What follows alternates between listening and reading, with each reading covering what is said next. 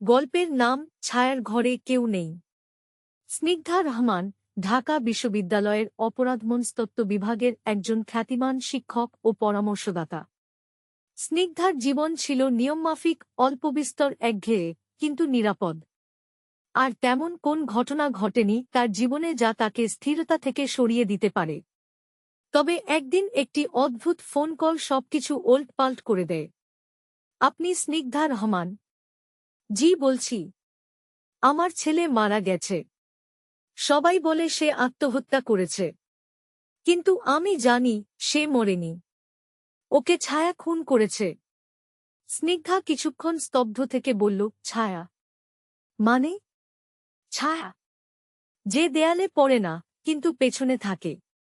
আমার ছেলেকে ও মেরেছে। আপনি আসতে পারবেন আমাদের পুরনো বাড়িতে? স্নিগ্ধা সেদিনের রাতে ঘুমোতে পারেনি। অবচেতন মন যেন কিছু একটা আঁচ করতে পারছিল।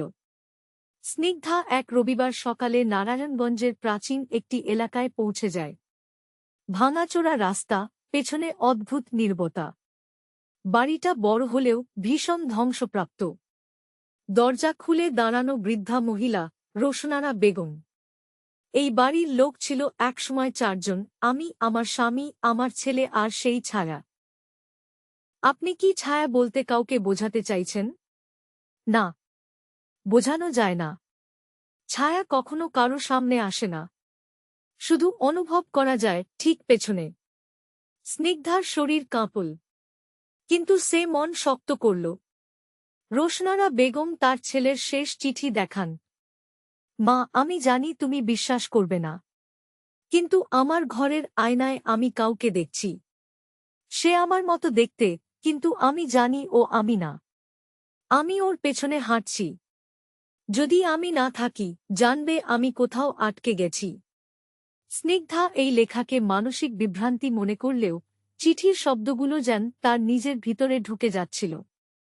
সে সিদ্ধান্ত নেয় একরাত এই বাড়িতে কাটিয়ে ছেলের ঘর পর্যবেক্ষণ করবে।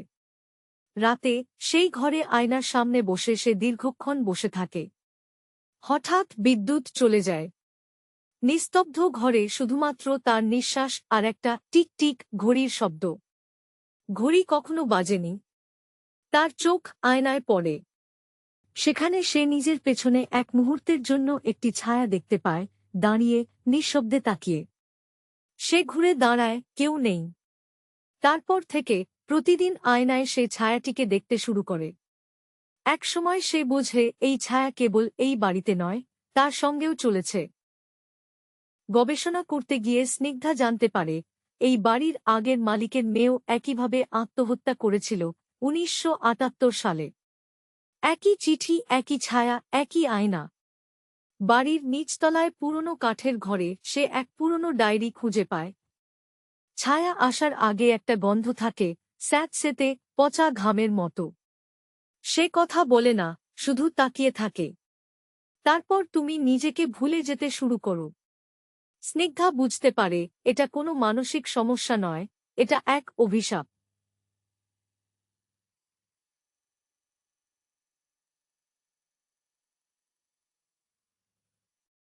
অথবা একটা অস্তিত্ব যেটা মনে ঢুকে যায়, পরিচয় কেড়ে নেয়।